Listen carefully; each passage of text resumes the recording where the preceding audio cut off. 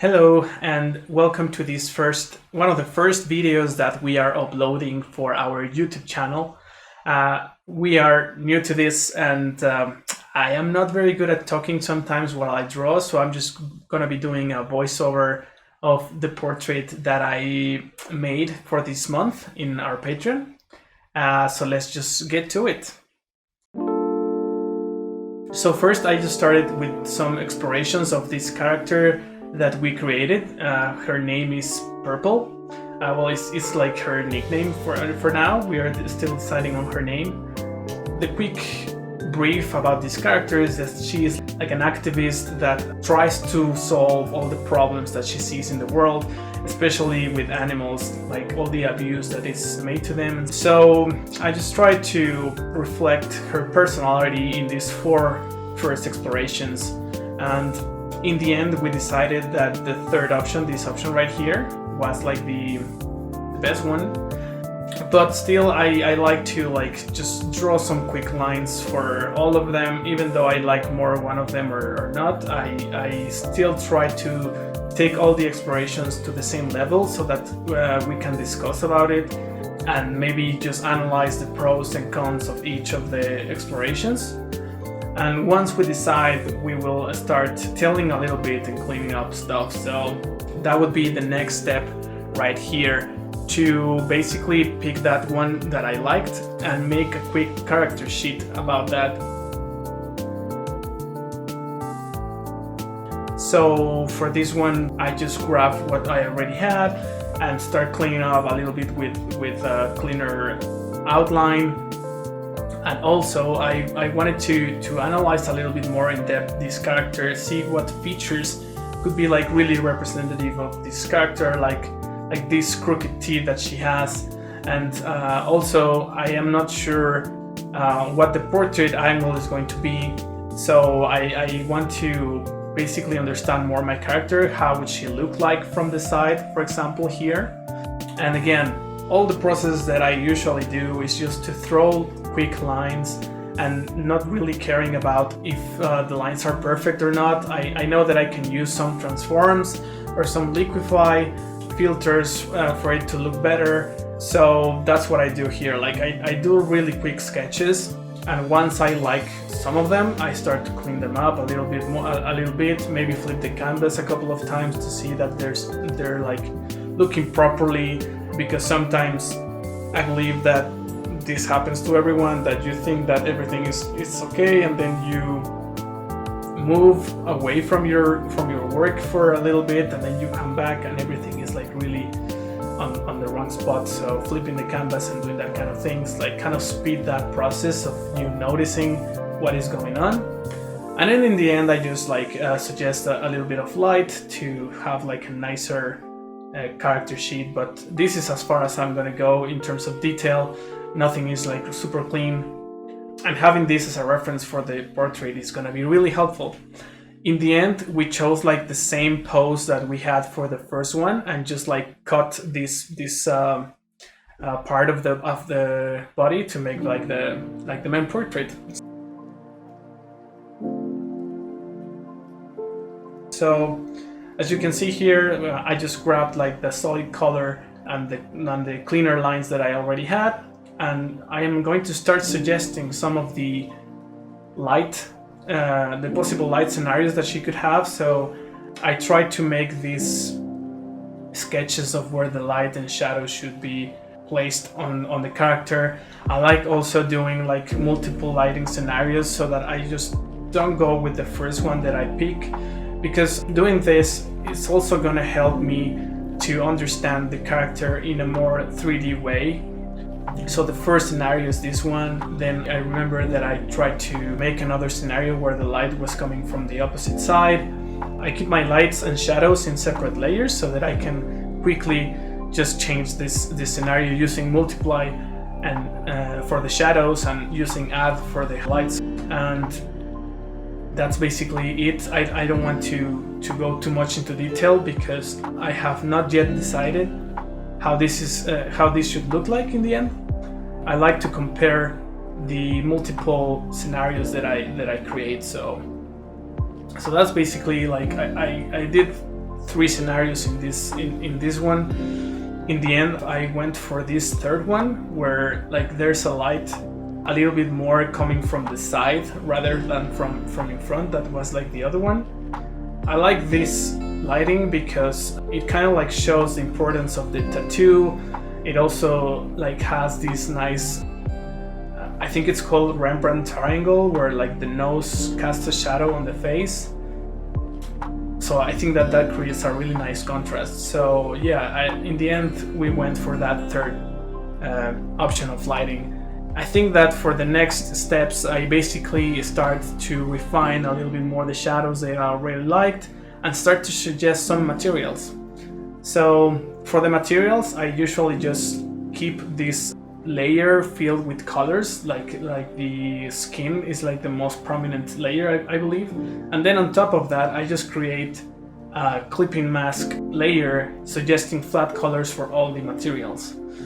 Then I just can turn on my shadows and lights layers, and I can start suggesting a different color for the shadows, see what I really like. Like I believe that the way that I work at this point is that I like to try stuff, and I know that what I have right now is probably going to be really different for what I get in the end. But I think that the trick is not to be very impatient and to have everything like super clear at the beginning. I think it's just a matter of like keeping at your work, like maybe take some breaks and maybe come back later on and see what you can add to it. You'd be surprised on how something that might be really bad for you, like if you are looking at your work and you're like, this is just wrong.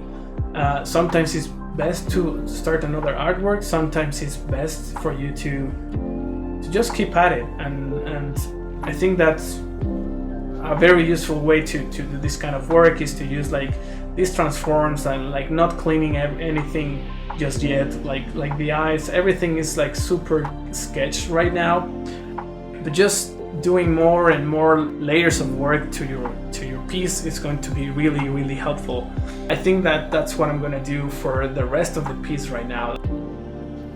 Like I think I have the base, I have the colors, but I'm not convinced about something.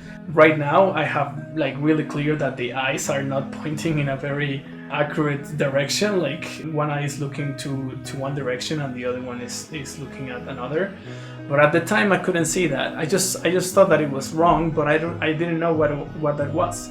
So I just started to transform, to fill, to liquefy, to flip the canvas and trying to see what could be better. Like even if you're not sure, just like keep at it without giving too much detail, because in the end if you decide to change something and you've spent hours to clean something up, I think that's like a lot of time wasted.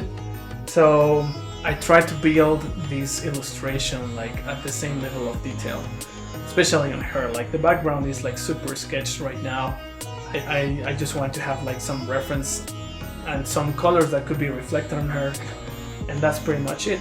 So you can see here that I decided to change like the eyes completely and start to suggest a little bit more detail, and that's basically it. Like move curves, liquefy, transform over and over again, and with each layer that you add of detail, like just try to make less mistakes, play with the contrast and see what your eye is its best. Especially if you're like someone like me that is like kind of like self-taught in this kind of process. I believe that I'm sure that there's a lot of rules and a lot of knowledge that you can get out there to have like a more accurate lighting, a more accurate like anatomy and stuff, but I think like in my case I am more like just kind of sculpting the piece, like just looking at it and being like, where does it need more detail? What is looking wrong? What is wrong? Then ask for feedback and be like, okay, so this is not looking great. How can I change it? And then just go change stuff, and eventually your eye is going to be like, you know what? This actually looks better. So yeah, as you can see, like having these little layers of detail and changes, suddenly you look at the piece and now it's super different of what I had before. of that initial sketch, but it still kind of has like the essence of the first one. I remember that at this stage I was kind of thinking like maybe this tattoo is like it doesn't have like a really cool design, it's not very easy to remember, and the eyes kind of lost the gaze that had at the beginning, like where she's looking more at the, like she's more lost, like the eyes are more lost into the horizon. So I just decided to go back to have this other direction, but just like making sure that now the eyes are looking at the same spot. So you can see that even though I have now a more detailed version, I am not afraid to go back into liquefies and play with the proportions of the face and play with everything else. I think that as long as I kind of keep the essence and the detail, I'm not afraid. And because of adding these layers of detail and picking colors of what I'm doing on the previous layers, I kind of get like these nice colors of the skin, like not just two colors, but like you have this purple, green, pink, and all of those colors mixed up, and I think that those are starting to look really, really nice. When I turn everything into black and white, is to have like a really nice contrast. So I just add a layer at the top that I just pick a gray color and put it into saturation blending mode, so that I can see if the contrast is looking good. Sometimes it's very easy for you to like think that you have really nice colors, but sometimes it's like it's missing this contrast and this vibe. So turning this layer on kind of helps you to get a nice contrast. And yeah, so that's basically like all I have to do right now is just to keep detailing and to maybe smooth some of the areas that are like really painterly looking. So that's basically what I'm going to do next, is just a little bit of post and change the tattoo that I didn't like. Basically repeating the process all over again.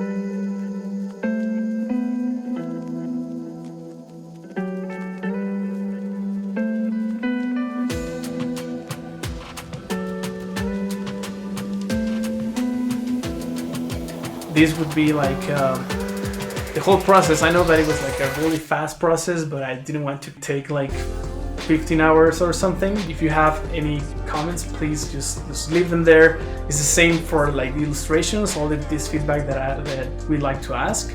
We want to do the same for the videos, so that they feel like really kind of like really casual, something that is really nice for you to like just look at and maybe have on the background, or if you want to pay attention to any tips and stuff. So thank you so much. If you want to support us, we basically do a couple of images a month on our Patreon that you can get full res for a small amount of money. Also, you can get the PSD files that we make. I hope that you like it, and we'll see you on next videos.